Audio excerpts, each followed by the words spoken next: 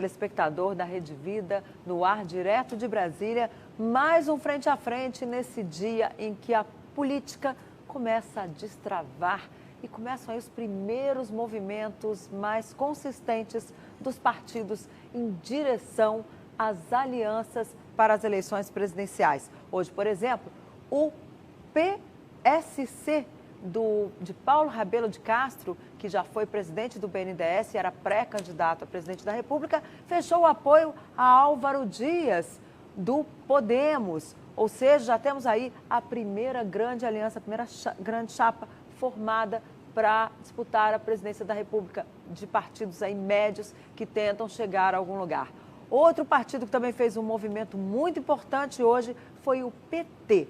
Os petistas fecharam o apoio ao PSB em Pernambuco, retiraram a candidatura da vereadora Marília Arraes ao governo do estado e agora vão apoiar Paulo Câmara. Esse movimento vai se repetir ainda no Amapá, ainda no Amazonas e em Minas Gerais. É o PSB quem vai retirar a candidatura de Márcio Lacerda para apoiar a reeleição do governador Fernando Pimentel, que é do PT. O mesmo vai acontecer também em relação ao PCdoB. O PT vai apoiar Flávio Dino, a reeleição no Maranhão.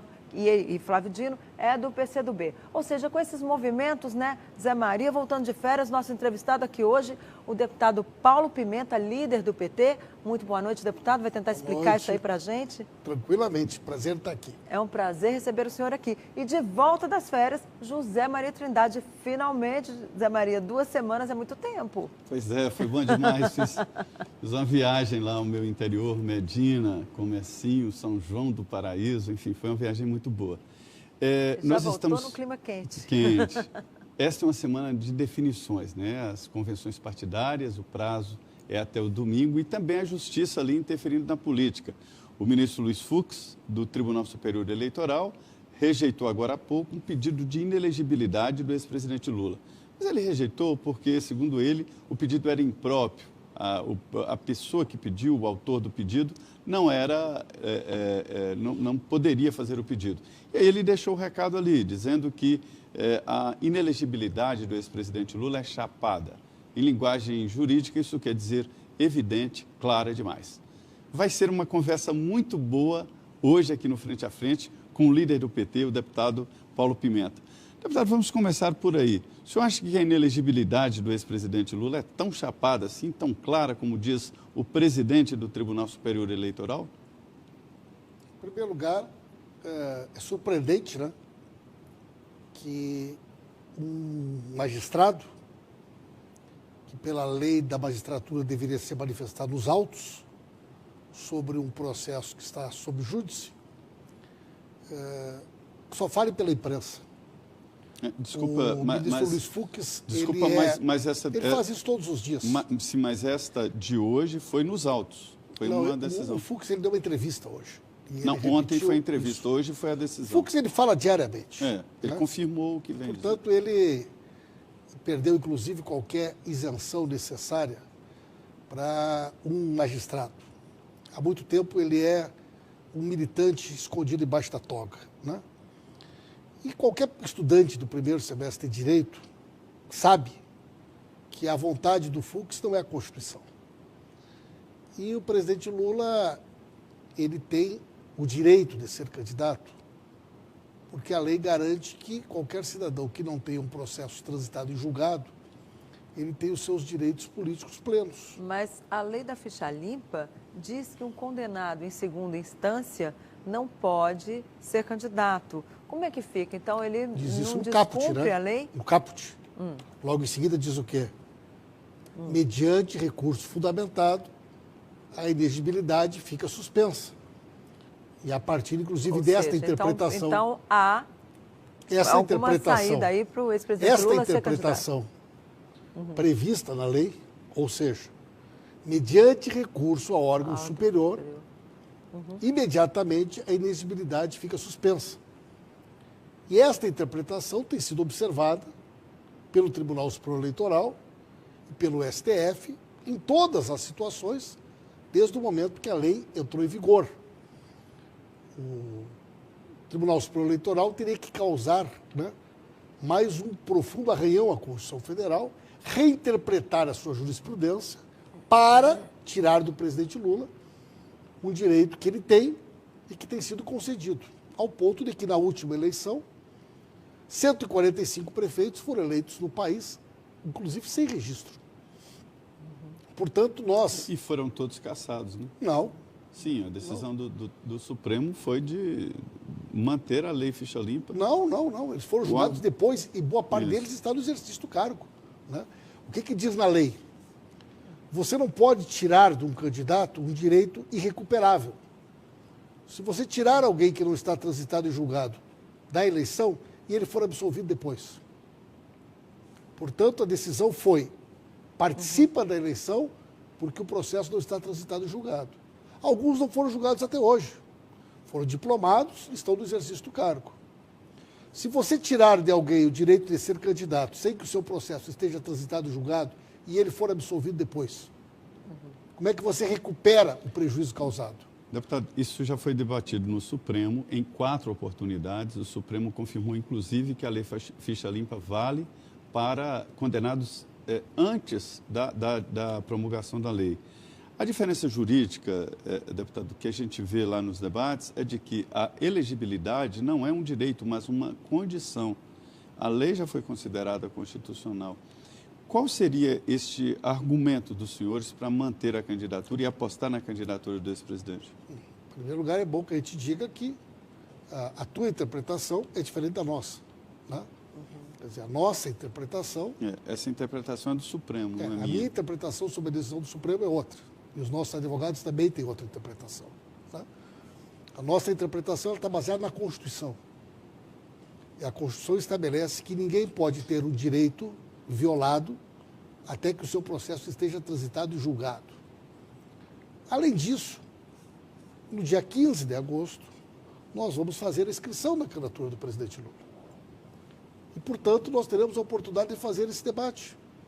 Aqueles que, porventura, entendem que o presidente não deve ser candidato, terão a oportunidade de entrar com o pedido de impugnação. E esse pedido de impugnação será analisado. E, evidentemente, por se tratar de um assunto de natureza constitucional, esse assunto chegará até o Supremo Tribunal Federal. Ou seja, no caso do TSE, do Tribunal Superior Eleitoral, negar o registro, ainda há recurso ao Supremo Tribunal Federal. Certamente. Né? Que concedendo ou não concedendo liminar, ainda vai ter que julgar o mérito lá na frente. Isso pode demorar todo o processo eleitoral? Pessoal, qual é o seu cálculo? Veja bem. Em primeiro lugar, nós estamos participando de uma eleição de 45 dias. Pela primeira vez. É muito certo? rápido. É muito rápido o processo. No dia 15 de agosto, abre o prazo. 7 dias é o prazo para os pedidos de impugnação. Já é dia 22. Vistas para o Ministério Público, é dia 23. Bota na pauta do TSE. Vai haver uma primeira decisão. Evidentemente que nós vamos recorrer dela. Mais 3 dias para manifestação de defesa. Nós já chegamos no dia 31 de agosto, começa a campanha na televisão. O presidente Lula é candidato desde o dia 15. Começamos a campanha na televisão dia 31 com o presidente Lula. Mas tem gente no TSE, técnicos, obviamente, ministro acho que não fala muito disso, mas nos bastidores já tem gente dizendo que o TSE vai decidir isso. Chegou já no dia 15... Não pode, porque tem um prazo, tem um rito processual. Isso foi decidido, inclusive, pela Rosa Weber na semana retrasada. Mas é que falam lá, deputado, na decisão de ofício. A decisão de ofício é quando dispensa, inclusive... Essa decisão, a Rosa Weber, durante as tuas férias, já decidiu né, que não cabe decisão de ofício. O que disse a Rosa Weber? O Lula tem direito de ser inscrito e aqueles que, porventura, desejarem questionar, deverão fazer nos termos da lei. Tem prazo. Portanto, não se trata de querer ou não querer. A lei é clara. Então, nós vamos entrar em setembro. Em setembro haverá uma decisão sobre os embargos, que eventualmente serão colocados. E nós vamos ao Supremo Tribunal Federal, por se tratar de uma matéria de natureza constitucional. E na metade do mês de setembro, inclusive as urnas eletrônicas já estão fechadas. E nós teremos o presidente Lula na urna. Pode trocar de candidato até o dia 17. 17 de setembro. 17. Mas isso não altera já as urnas eletrônicas. que já estarão distribuídas em todo o Brasil desde o início de setembro. Então, essa é a estratégia. Então, o presidente Lula estará na urna em qualquer hipótese. A fotografia e o nome do ex-presidente, né, com outro candidato. Não tem outro candidato. O candidato é o Lula. Porque nós vamos buscar no Supremo Tribunal Federal o direito de que o presidente Lula seja candidato. Por quê? Porque não há uma decisão transitada e julgada sobre, inclusive, a possibilidade dele ser ou não candidato. E quem será julgado não é o candidato Lula. Quem será julgado é o Lula presidente eleito. Então, nós teremos um julgamento sobre o mérito da matéria após a eleição. Toda essa tentativa desesperada de editoriais, de apelos para que o PT ofereça um outro candidato, faz parte de uma tentativa de nos convencer, né, de que nós não deveríamos levar o nosso candidato até o final. Agora, mas isso, eu já soube que os próprios aliados do PT, que estão, ainda mais depois desse movimento de hoje, onde o PT conseguiu o apoio de vários governadores do PSB no Nordeste, né, e vai sair com uma, como é que chama, uma aliança, um time muito maior aí para a eleição. O que a gente percebe é que eles já começam a dizer, olha, tem que ver quem vai ser o vice, tem que ver se tem um plano B, se não tem, e se o Lula não conseguir ser candidato, como é que nós vamos ficar nesse escuro, nesse... Olha só, eu participei de várias reuniões hoje durante o dia, várias, né?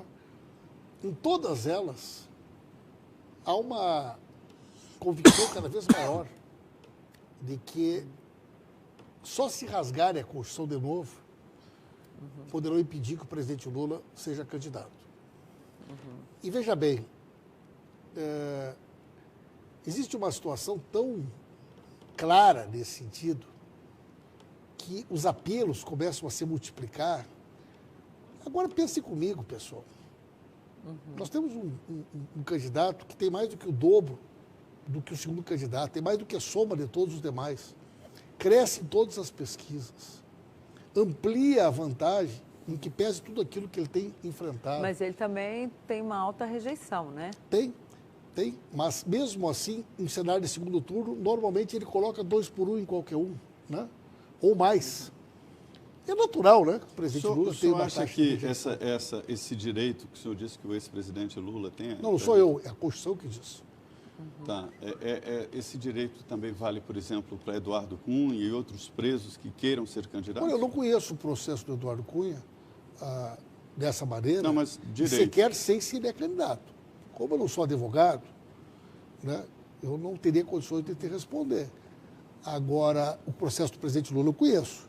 E esse eu posso te assegurar que ele tem todas as condições de ser candidato. Agora, do Eduardo Cunha eu não conheço. Não posso... mas esse direito que o senhor diz que o ex...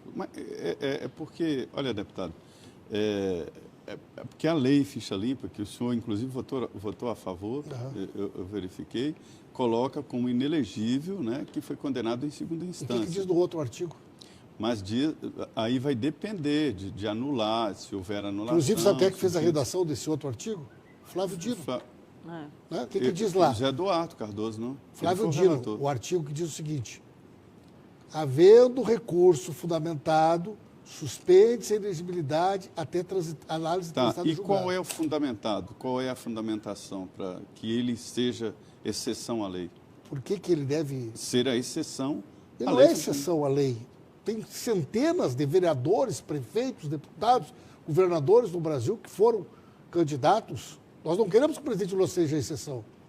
Pelo contrário, nós queremos que seja garantido a ele o mesmo direito que foi garantido aos demais. Porque está parecendo uma estratégia do PT de manter a candidatura do ex-presidente. Todo mundo sabe que não pode, mantém a estratégia da candidatura exatamente para trocar de candidato e levar... Eu insisto pelo seguinte, tem dezenas de juristas que se manifestam todos os dias, professores de direito constitucional, todos dizem que o Lula tem direito de ser candidato. Agora, como é que todos vai dizem. ser? Eu não conheço um jurista. Eu conheço alguns. Um jurista do Brasil, de renome, que tenha dito que o Lula não pode ser candidato. Me cita um. Eu cito vários, inclusive o presidente do Tribunal Superior Eleitoral, o ministro Luiz Fux, e outros juristas. Me cita um jurista independente, um professor de direito constitucional, um jurista do Brasil, uma pessoa que não seja ligada a nenhum partido político e não seja ligada à Lava Jato, que diga que o Lula não pode ser candidato? Líder tem vários.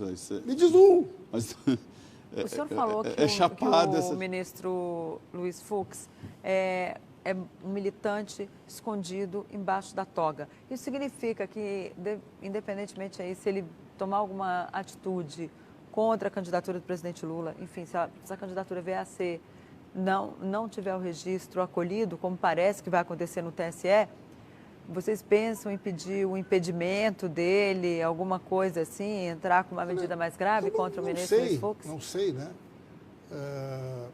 Quais são as medidas que serão adotadas. O que eu posso garantir a vocês é que o presidente Lula será candidato, né? Agora, e mais do que isso, vai ganhar a eleição. Como é que faz com um candidato que não pode estar num debate, um candidato que não pode participar de uma entrevista na TV, um candidato que não pode, inclusive, gravar um programa eleitoral para chegar para os seus eleitores e dizer, olha, eu vou fazer A, B ou C. Enfim, como é que vai ser isso? E mesmo assim lidera todas as pesquisas. Imagina Mas se a tiver gente tem que ver que tem 70%. 2/3 do eleitorado que aparece como nulo ou branco ou não sabe quem vai votar. Essas pesquisas ainda estão... O processo eleitoral ainda não começou. Pessoal, seria muito melhor que aqueles que não concordam com aquilo que a gente defende lançassem um candidato e nos derrotassem na urna? Mas qualquer candidato, deputado... Não seria muito melhor para a democracia? Desculpa insistir, mas é porque existe uma legislação em vigor, né? A Lei Ficha Limpa, que foi aprovada no Congresso, sancionada e tal. E ela enquadra o ex-presidente Lula, né? E é essa situação, porque o senhor coloca de uma maneira o direito à candidatura, se houver alguém disposto a votar, isso o senhor abre a possibilidade de qualquer, eu falei do Eduardo Cunha, mas poderia ser qualquer presidiário, mas tem o direito de ser candidato. Se Fernandinho Bramar fosse candidato, o senhor ele coloca poderia dessa forma. sair para disputar? Em primeiro lugar, não seria possível, porque Fernandinho Bramar tem sentença transitada e julgada. Então, o teu exemplo não cabe, porque nós estamos falando sobre situações em que não existe sentença transitada e julgada. Né? Nós estamos falando sobre sentenças provisórias. Né? Tá. Sentenças provisórias. Tá certo. No caso, a Constituição Federal prevê que qualquer cidadão que não tenha sentença transitada e julgada, ele não pode ter os seus direitos violados. Né? Agora, pessoal, essa questão para nós, ela parece até meio um apelo, entendeu? Porque o Lula vai ser candidato. Vamos escrever o Lula dia 15. E aí vai ter uma disputa jurídica, política. Ou seja, então a eleição vai se dar mais nos tribunais do que fora não vai se dar nos tribunais porque Lula vai estar na urna e vai ganhar. Né? O problema que vai criar é que a justiça terá que julgar não o Lula candidato. O que o Luiz Fux, né, e outros tentam evitar é se colocarem diante da seguinte circunstância. Lula eleito no primeiro turno, uma votação consagradora. Difícil, né? Se quando ele estava bombando, ele foi eleito em 2 turnos, pessoal, por que agora ele... para de crescer nas pesquisas. Mas ele tem uma rejeição muito grande, deputado. Sim, mas não dá rejeição... para a gente apostar numa eleição de primeiro turno de nenhum dos candidatos eu sinceramente, que estão eu acho esse debate aí sobre colocar Lula numa pesquisa meio surreal. Não justifica se ele tem intenção ou não intenção. Na verdade, o que se discute é a possibilidade ou não dele ser candidato. Mas isso vai ser decidido... É isso que vai ser discutido. Segundo a Rosa Weber determinou, ele tem que ser escrito. E aqueles que quiserem questionar, deverão questionar nos termos da lei. A possibilidade dele ser impedido previamente já foi rejeitada. Não, previamente foi rejeitado hoje. Inclusive pela Rosa Weber, semana passada já tinha uma ação do MBL. O MBL entrou com um pedido para que ele fosse declarado. Hoje a decisão foi do presidente do TSE rejeitando um pedido de inelegibilidade. Um outro pedido também. Nessa decisão da ministra Rosa Weber, que o senhor disse aí que eu estava de férias, na verdade eu acompanhei e não excetua o TSE. E a decisão lá é de imediatamente suspender. Pessoal, para nós, olha só, esse assunto para nós está resolvido. Tá. Né? Nós vamos escrever o Lula no dia 15. Aqueles que, porventura, desejarem questionar, vão questionar. Normalmente. Nos termos da lei, vai ser analisado no Tribunal Superior Eleitoral, vai ser analisado no Supremo Tribunal Federal. Nós temos uma data limite que é dia 17 de setembro, né? E esse é o rito do processo. Perfeito. Pois é, nós estamos aqui no Frente a Frente dos estúdios da Rede Vida, diretamente daqui de Brasília, ao vivo, com o líder do PT na Câmara, o deputado Paulo Pimenta. Nós vamos agora a um intervalo de 2 minutos e já estaremos de volta.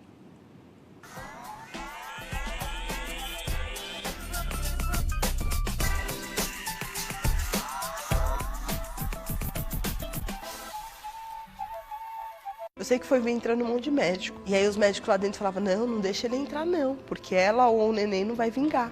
Aí eu falei, Senhor, seja feita a sua vontade. Mas na hora que abriu a porta do centro cirúrgico, que eu mudei de sala, tinha uma Nossa Senhora assim. Nossa Senhora do Bom Parto. Aquele dia eu tinha plena certeza que eu ia sair dali intacta. E aí um determinado dia eu assisto muito. E nesse dia ele falou assim, você que tá precisando de um abraço de Deus, persevera, confia, que o desejo íntimo do seu coração ele vai te dar. Meu filho anda, meu filho fala, meu filho é perfeito, perfeito. E depois daí, todas as noites, todas as madrugadas eu estou ali, fiel, orando com ele, orando para ele poder fazer o carinho que ele fez em mim aquele dia e em outras pessoas. Conheça mais histórias como essa no programa Conta Comigo, de segunda a sexta, à meia-noite. Um projeto Juntos pela Vida.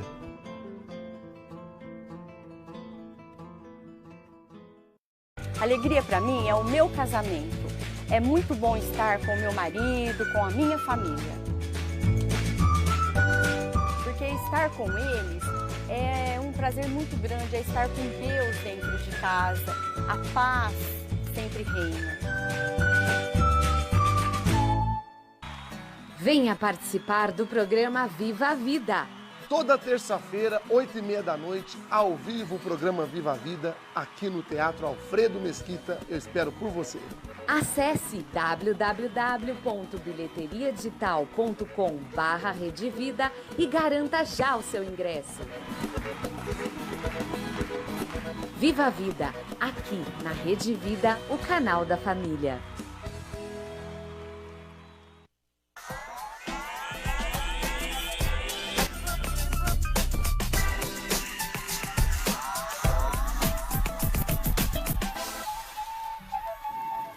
Salve, muito boa noite. Nós estamos hoje aqui no Frente a Frente falando mais uma vez de política. Nós aqui nesta mesa temos uma conversa redonda e damos tempo para o entrevistado falar, se expressar. E é essa a proposta aqui do Frente a Frente. Hoje o líder do PT na Câmara, deputado Paulo Pimenta, nesse primeiro bloco aqui, confirmou de que o PT vai mesmo realizar a Convenção Nacional e indicar o ex-presidente Lula como candidato do partido. Vai apresentar no TSE e disse aqui o líder Paulo Pimenta de que vai lutar na Justiça pela candidatura do ex-presidente Lula. Mudando um pouco de assunto, líder, eu queria saber o seguinte, a estratégia do PT, porque muito se fala agora que o poder estará no Congresso Nacional. Nenhum partido fará grandes bancadas, aquela hegemonia de antes. Então, esta pulverização vai dar muito mais força aos deputados e partidos políticos, né? Qual é a estratégia do PT para as eleições do Congresso Nacional, de deputados e senadores? Muito bem. Eu só quero destacar que eu acho que o grande fato político do dia, para nós, né, foi o avanço no nosso diálogo com o PSB, e o PCB. que tomou uma decisão hoje, onde havia uma expectativa de que pudesse apoiar o candidato Ciro Gomes. O PSB hoje decidiu que não vai apoiar o Ciro. Anunciou já em 12 estados o apoio à candidatura do presidente Lula.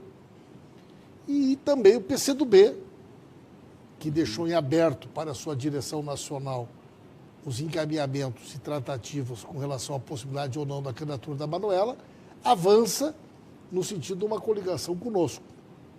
Então hoje, o dia de hoje, nós avançamos muito no diálogo com o PROS, com o PCdoB, e temos já o apoio de pelo menos 12 estados do PSB. O que fez o PT voltar à mesa de negociações? Porque a gente percebe que lá atrás, há uns 40 dias, o PT simplesmente tinha abandonado essas conversas, aí começou um movimento do PSB com o PDT e também com o PCdoB, eles começaram... Aí, quando pareceu que ia fechar com o Ciro, tudo muda. O que acontece, Denise? Eu quero responder a questão do Zé Maria. O que acontece? O Ciro, você sabe isso muito melhor do que eu, quer dizer, o Ciro fez todo um movimento, né?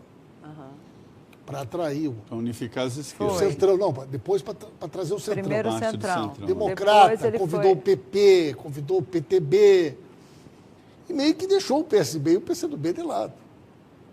E quando parecia que o Centrão todo ia para o Ciro, dali a pouco o Centrão se foi para o Alckmin. Né? Forte interferência do próprio Temer. Aí o Ciro volta a fazer o movimento em direção ao PSB e ao PCdoB. E aí que se recomeça o debate e o diálogo. O PSB é um partido bastante dividido, né? Tem sido assim historicamente. Desde a morte de Eduardo Campos, que não se reencontrou, né? E nós estamos bastante otimistas, né? O diálogo com o PCdoB avançou muito, inclusive sobre a possibilidade de nós compormos uma chapa com o PCdoB. Com a vice, Manuela de vice? Eu não sei quem é que o PCdoB, se é que vai compor conosco, indicará, né? Mas eu acho que seria muito importante para nós uma chapa com o PCdoB. Já temos o apoio do PROS e já temos o apoio do PSB em pelo menos 12 estados. O PROS fechou mas hoje também. Está tudo encaminhado. O apoio do PSB não será formal, não será coligação, não. né? É um apoio político em pelo menos 12 estados, do nosso ponto de vista, os principais Perfeito. estados. Voltando aqui à sobre pergunta... a questão da Deputado federal deputados, e para Sim. Senado. Eu acho que esse ano o povo vai ser muito mais criterioso na escolha dos candidatos a quem votar para deputados e deputadas. Aquela fatídica sessão do dia 17 de abril de 2016 foi a sessão quando o povo brasileiro descobriu quem eram os parlamentares. As pessoas não imaginavam que o parlamento era aquilo ali. Eu mesmo acho que uns 200 deputados conheci naquele dia. Eu acho que eu já estou aí faz um bom tempo. O que eu vejo de pessoas dizendo que vai mudar, né, a sua forma de tomar uma decisão, que não adianta votar no Lula para presidente, votar no deputado. Então, eu acho que vai ter mais coerência no voto. Eu acho que o eleitor ele vai ser mais exigente. Isso vai trazer mais qualidade para o Congresso. Além da questão do fim, né, do financiamento privado, que tem uma distorção grave ainda, que é a questão do autofinanciamento. Então, nós estamos trabalhando para ampliar bastante a nossa bancada, né? Hoje nós já somos a maior bancada, eu lidero a maior bancada da Câmara dos Deputados. Queremos ampliar ainda mais, 61. Queremos ampliar ainda mais, né? E vamos trabalhar muito forte. Você acha que pode manter e até... Vamos ampliar. Agora, os cálculos que a gente ouve por aí, né, porque a gente vê ali de um analista e de outro, é que o PT vai ter muita dificuldade em refazer a bancada. Já teve dificuldade de eleger prefeitos e vereadores. Em São Paulo, perdeu muito em número de prefeituras. A eleição de 2016... Como é que vai ficar agora? A eleição de 2016 foi, para nós, o momento mais difícil, né? Porque tinha tido o impeachment da presidente Dilma. Era o auge, né? Tanto é que o Aécio Neves era o garoto propaganda, né? Elegeu Dória, elegeu Marquesan, quer dizer, elegeu... Né? O PT teve uma dificuldade. O cenário é totalmente outro. Qualquer pesquisa, seja ela Datafolha, Ibope, qual for, aparece o PT hoje como 20% da preferência do eleitorado brasileiro. Ou seja, o governo Temer, então, foi bom para o PT, melhor que o governo Dilma? Não, eu acho que a conjuntura ela é diferente. Então, o PT, para nós, não dá para comparar o que foi a eleição de 2016. A eleição de 2016, as pessoas andavam com aquela camiseta, eu não tenho culpa, eu votei no Aécio. As pessoas ainda andavam batendo panela com a camisa da seleção brasileira. Hoje as pessoas têm vergonha, né? Já pagaram no Facebook. Mas qual é o meia-culpa que o PT vai fazer em relação ao mensalão e o petrolão? Porque, mal ou bem, a gente teve o Partido dos Trabalhadores, também tem aí a sua cota de responsabilidade nesses casos. Teve Zé Dirceu, está quase para voltar para a cadeia. Né? Responde aí, então, foi preso, foi solto e agora está aparecendo aquele dia lá do Favreto que Lula prende, solta, não sei o que, aquela confusão. Olha só. E agora está virando o mesmo aí com o Zé Dirceu, Raquel Dodge pedindo de novo a prisão dele. Já tem o deputado André Vargas, continua preso. Ou seja, tivemos aí muita gente do PT respondendo, mas o partido nunca fez um meia-culpa, dizer, olha, nós erramos ali, não erramos. Como é que vai ser isso? Eu acho que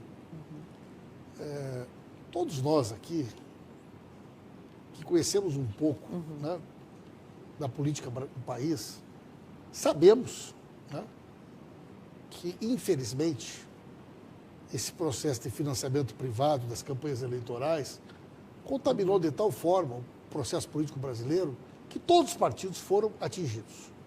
Inclusive o Partido dos Trabalhadores. Todos, Perfeito. Agora, será que alguém de sã consciência acredita que esse processo de corrupção das grandes empreiteiras da Petrobras iniciou no governo do PT? Será que alguém acredita, de sã consciência, que estas empresas que criaram um cartel e que dominaram, desde o final dos anos 50 e dos anos 60, as grandes licitações de obras de infraestrutura dos países, que ganharam bilhões durante o processo de privatizações do governo Fernando Henrique Cardoso, e que esses diretores da Petrobras, todos eles já tinham cargos de alto escalão da Petrobras, viraram corruptos depois que o PT chegou no governo? Mas o PT... Vocês acreditam nisso? Mas o PT entrou, isso ficou muito claro no julgamento, né? O PT acabou endossando indicações de outros partidos, Exatamente. né? Então, eu queria voltar mais uma vez lá na história da estrutura da partidária e deputados, e um caso muito especial, que é Pernambuco. Como é que os senhores vão compor lá? É uma intervenção federal no Diretório de Pernambuco para retirar a candidatura do PT? Nós não temos nenhum debate específico para um ou outro estado. O que nós temos é uma estratégia nacional. Nacional. E nessa estratégia, Pernambuco não terá candidato. Nessa estratégia nacional,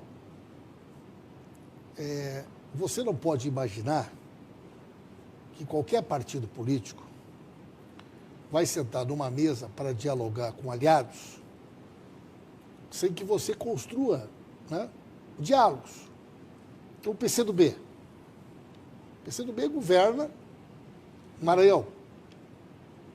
O PCdoB vai ter um vice em Pernambuco. Nós queremos o apoio do PCdoB. Queremos o apoio do PCdoB em governos onde nós estamos. Nós temos 12 estados em que o PSB vai nos apoiar. Governador da Paraíba, do Amapá, do Amazonas. E também uma parcela importante do PSB de Pernambuco.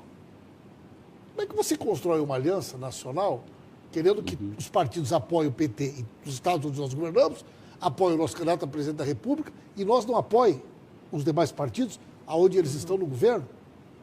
Então me parece até meio irracional. Porque amanhã vai ter a convenção lá do... Perfeito. Eu acho que é natural que cada estado pense a política a partir da sua realidade. Mas os dirigentes nacionais de um partido político, eles precisam olhar para o país como um todo. Então, como é que você vai sentar numa mesa para construir uma aliança nacional em torno de uma candidatura presidencial, construir um programa para o país voltar a crescer, para gerar emprego, para promover o desenvolvimento, para enfrentar essa crise que nós estamos vivendo hoje, dizendo para o PSB e para o PCdoB, olha, vocês nos apoiem, vocês apoiam os governadores dos estados onde nós estamos, mas nós não vamos apoiar sobre um estado ou outro. Há uma regra geral. Qual será o discurso do Partido dos Trabalhadores, um discurso nacional? De combate à Lava Jato, de ir contra a Lava Jato? Qual será o grande discurso do PT nessa campanha? A Lava Jato, ela surgiu como um processo de investigação sobre a Petrobras, sobre denúncias de irregularidades no âmbito da Petrobras, mas a Lava Jato já deixou de ser isso há muito tempo. E o que seria hoje? Hoje a Lava Jato, ela compõe uma articulação dos setores do Poder Judiciário, do Ministério Público, da Polícia Federal, que se associaram num consórcio dos setores do Parlamento, do Poder Executivo, da grande mídia, e que foram fundamentais do processo de derrubada da presidenta Dilma, de sustentação da ida do Temer para lá, e que hoje opera como um braço político. Quer dizer, hoje, infelizmente, assim como em 64 setores golpistas bateram nos quartéis em busca de farda, esses setores da elite que rasgaram a Constituição foram em busca de toga. E encontraram em setores do Poder Judiciário ligados à Lava Jato e ao Ministério Público, da Lava Jato, e setores da Polícia Federal, um ambiente, né, que ele é um ambiente, digamos assim, estranho à democracia. Portanto, para nós hoje, lamentavelmente, este setor do Poder Judiciário ligado à Lava Jato, ele perdeu qualquer critério, né? A seletividade, a proteção aos setores do PSDB, a relação umbilical com o Dória, com o Aécio, né? Os esquemas de venda de delações no coração da Lava Jato, envolvendo o 02 da PGR, como foi o caso do Marcelo Miller no episódio da JBS, as relações criminosas de proteção de pessoas, envolvendo escritórios de advogados, compra e venda de delações, contaminaram de tal forma a Lava Jato, que hoje 2/3 da população brasileira já acha que a Lava Jato não é mais aquilo que elas imaginavam, né? Veja que o Sérgio Moro, ele chegou a ter 87% de credibilidade. Hoje ele tem menos de 30 e poucos. Quer dizer, há uma sensação no país de que a justiça não é igual para todos e que a Lava Jato se tornou um braço político. E essa denúncia nós vamos fazer durante a campanha eleitoral. Bom, deputado, nós vamos para mais um intervalo e eu convido você a participar do nosso programa, mandando sua pergunta para o WhatsApp 17 99647 3337. Repetindo, 17 99647 3337. Ou então para o meu Twitter, que apareceu aí no rodapé da sua telinha, @DeniRotenburg ou @José_M_Trindade, que é o Twitter do Zé Maria. Voltamos em 2 minutos com o presidente do PT, Paulo Pimenta, que é do Rio Grande do Sul. Não saia daí.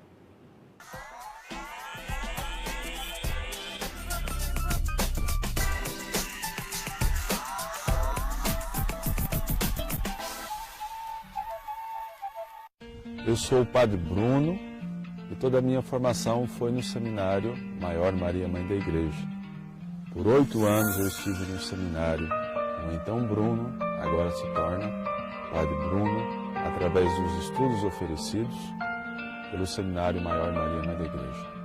Eu sou seminarista estagiário na paróquia São Francisco de Sales e, com a graça de Deus, permaneço firme na vontade de ser sacerdote. Mas sei que a minha formação deve ser permanente para melhor servir a Deus e a Igreja de Campo Grande. É por isso que eu colaboro com as vocações sacerdotais. Eu participo da quermesse. E você? Venha, traga a sua família para participar conosco. Vem aí!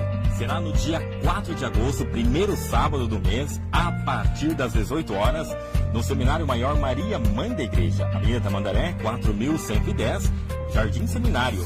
Entrada pela Avenida Lateral Padre João Falco. Nós teremos grande festival de prêmios, praça de alimentação, rodadas extras. As cartelas poderão ser adquiridas no valor de R$10 na Secretaria das Paróquias ou no dia do evento. Venha, participe, traga a sua família.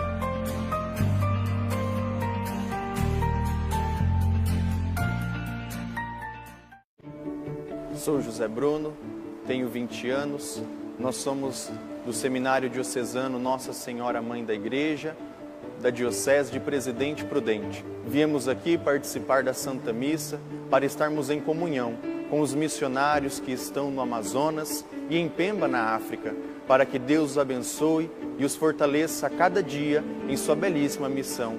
Que o Espírito Santo os guie, dando força e coragem para levar o amor de Deus a cada coração e a cada família necessitada. De segunda a sexta, às 7 da noite e aos domingos, às 8 da manhã. Missa no Santuário da Vida. Apoio. Liturgia Diária da Paulus.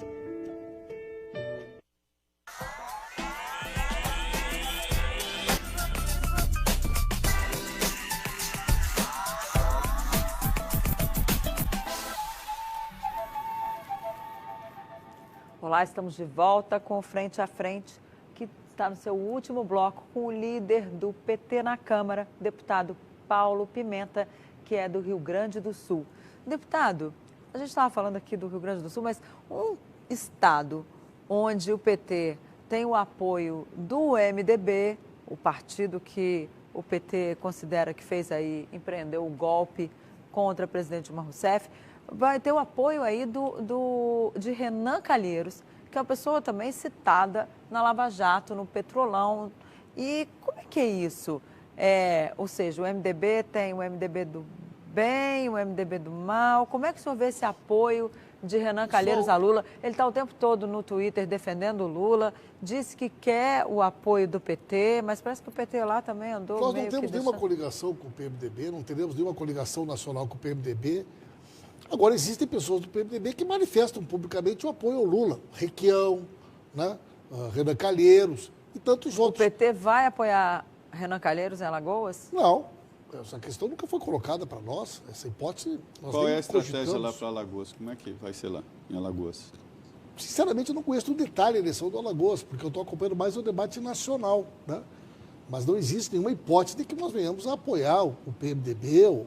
Mas eles fecharam lá o apoio ao PT, ao PMDB, ao na questão Renan local, Filho. né? Na questão regional. Né? Mas não vai ter veto, então, algum apoio ao MDB nos estados, Eu por não exemplo? conheço no detalhe a situação de Alagoas, né?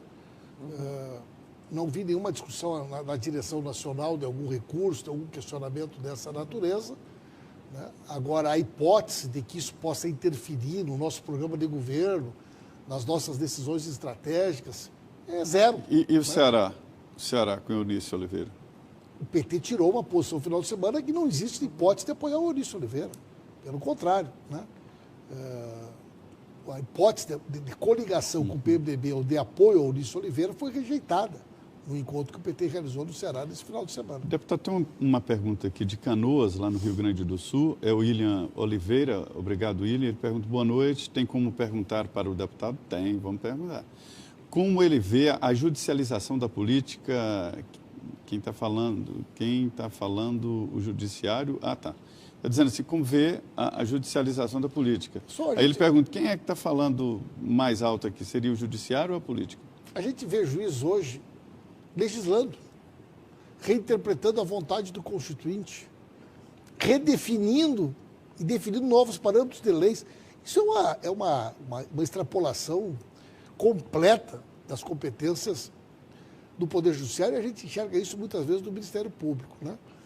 Eu acho que o juiz e promotor que quer fazer política devia pedir demissão e ser candidato. Né? Eu sou a favor de lei de abuso de autoridade, eu sou a favor de lei do teto, sou a favor da aprovação de lei que considera improbidade administrativa super salários. Sou totalmente contrário dar para o Ministério Público, o Poder Judiciário, um poder ou uma relação diferente daquela que é dada para os demais poderes. Defendo ao pé da letra que aquilo que vale para o Executivo e para o Legislativo deve valer igual para o Judiciário.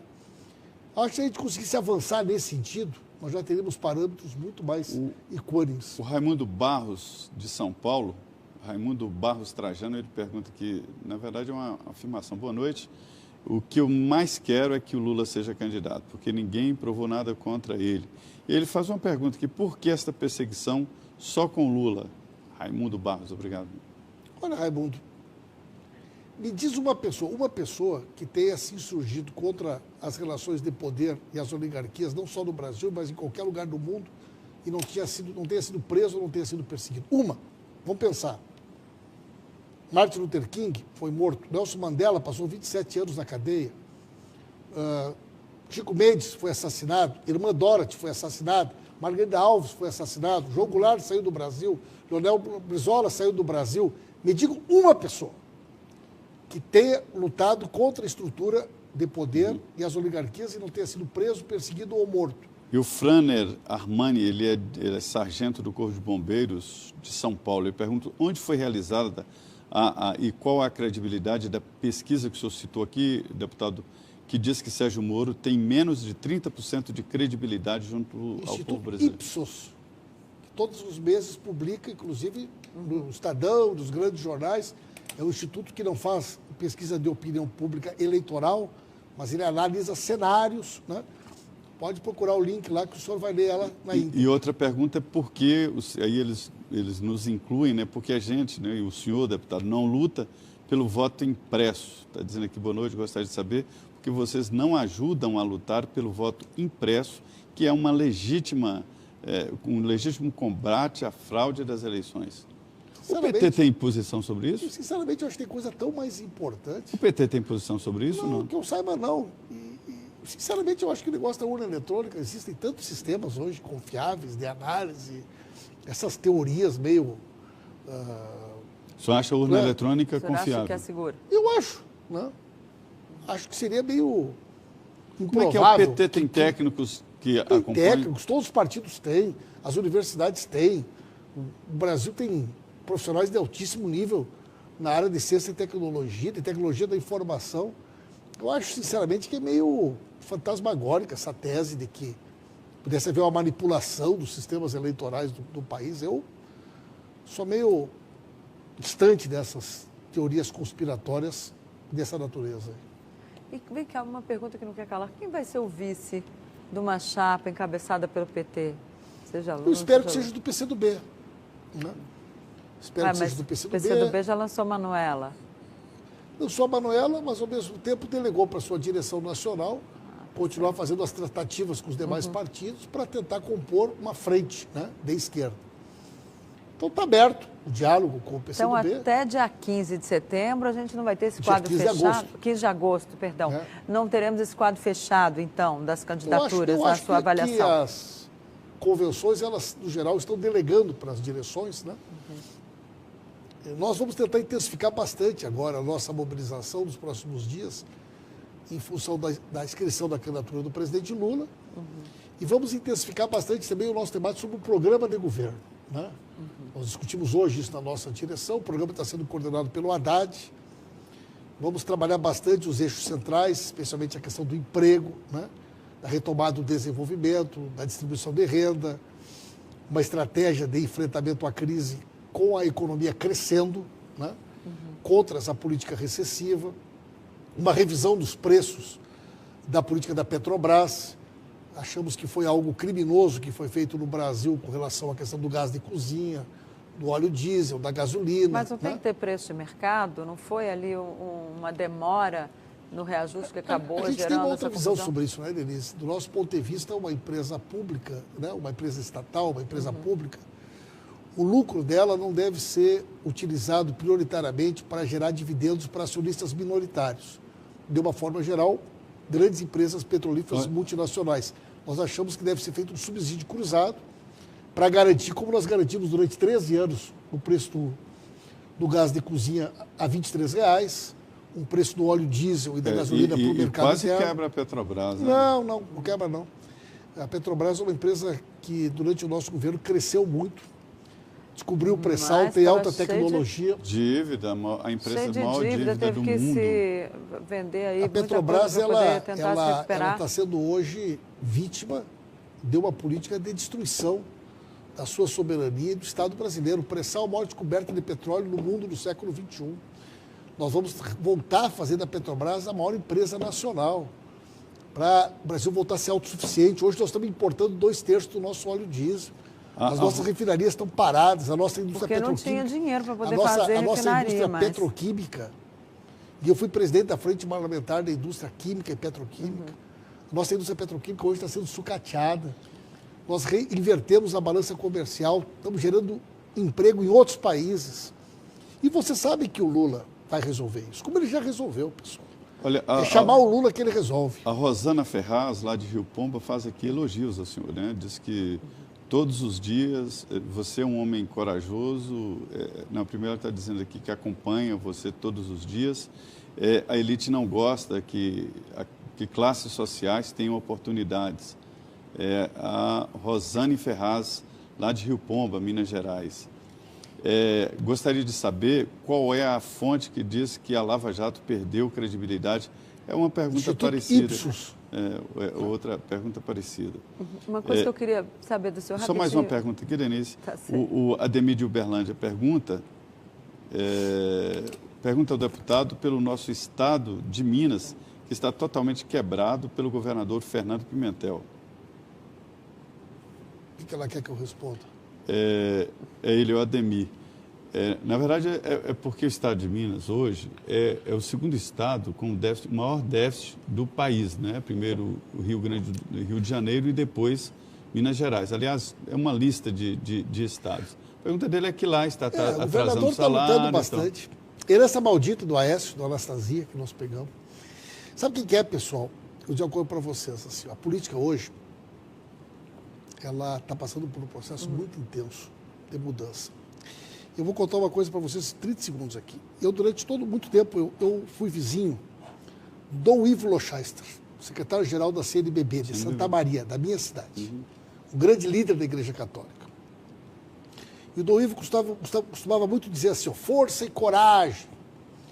E ele gostava muito de citar a Bíblia. E ele gostava muito de citar Tiago 2, 14 a 26. A fé sem obras é morta. O papel e a palavra vale tudo. Homem público é julgado por aquilo que ele faz. Tiago 2, 14 a 26. O senhor falou aqui que... O presidente Lula, ele já mostrou na vida dele quem ele é. Não existe nenhuma prova contra ele. É uma pessoa perseguida pelas elites. Vai voltar a ser o presidente e vai retomar sua obra. E a presidente Dilma, o senhor falou que Fernando Pimentel recebeu uma herança de Anastasia e de Aécio. O presidente Michel Temer não teria recebido aí uma herança da presidente Dilma? De maneira nenhuma. Um governo tão... De maneira nenhuma. O Temer... Uma dívida lá em cima. O Temer, ele passou a implantar uma política que não foi eleita por ninguém. Quer dizer, quem é que decidiu... Qual foi a eleição que delegou para alguém mas ele foi a reforma trabalhista? Não, mas nunca teve no debate. Nunca foi apresentado para a população. Ele foi eleito por uma chapa que nunca falou em mudar a regra do pré-sal. Mas o Congresso foi eleito, e o Congresso que fez a reforma. Não, foi ele que mandou. Por exemplo, a mudança da lei do pré-sal, mas o Congresso aprovou, a Câmara aprovou e o Senado aprovou. Pessoal, vocês querem me dizer que, que eu admito que foi sob a liderança do Eduardo Cunha, mas... Vocês querem me dizer que o Temer tem legitimidade para implantar um programa que não foi eleito? Tem, ele é o presidente e o Congresso foi eleito. Ele não é o presidente. Ele é fruto de uma quebra institucional, de uma sessão presidida pelo Eduardo Cunha, que inclusive está na cadeia. E que já se sabe hoje que boa parte dos votos foram comprados. Ele não é reconhecido pela população, ele tem 3% de credibilidade. Não, o Temer é uma figura que, desde que assumiu a presidência da República, nunca pôde sair na rua. Nunca pôde sair na rua. Né? Então, nós não reconhecemos a legitimidade do Temer. Inclusive, quem vai passar a faixa para o Lula no dia 1º vai ser a Dilma. Vamos fazer um ato bonito ali, na Praça dos Três Poderes, e fazemos questão que a Dilma esteja presente para passar a faixa para o... Seria um desaforo, né? Nós temos que fazer uma solidariedade com o Temer passando a faixa para o Lula, né, pessoal? Tá certo. Tem muita água, né, Olha, dessa ponte. Eu queria agradecer muito a participação de todos. Nós fizemos algumas perguntas aqui, nominando as pessoas que fizeram as perguntas e outras nos inspiraram aqui durante esta conversa com o líder do PT na Câmara, o deputado federal pelo Rio Grande do Sul, Paulo Pimenta. Conversa aberta, uma mesa redonda que eu queria agradecer muito ao deputado por essa disponibilidade de vir aqui num dia de muitos encontros políticos, né? Obrigado, deputado. Volte sempre. Para mim é um prazer, estou à disposição de vocês. São nossos convidados, dia 15, inscrição da candidatura do presidente Lula. Queremos contar com vocês que estão nos assistindo.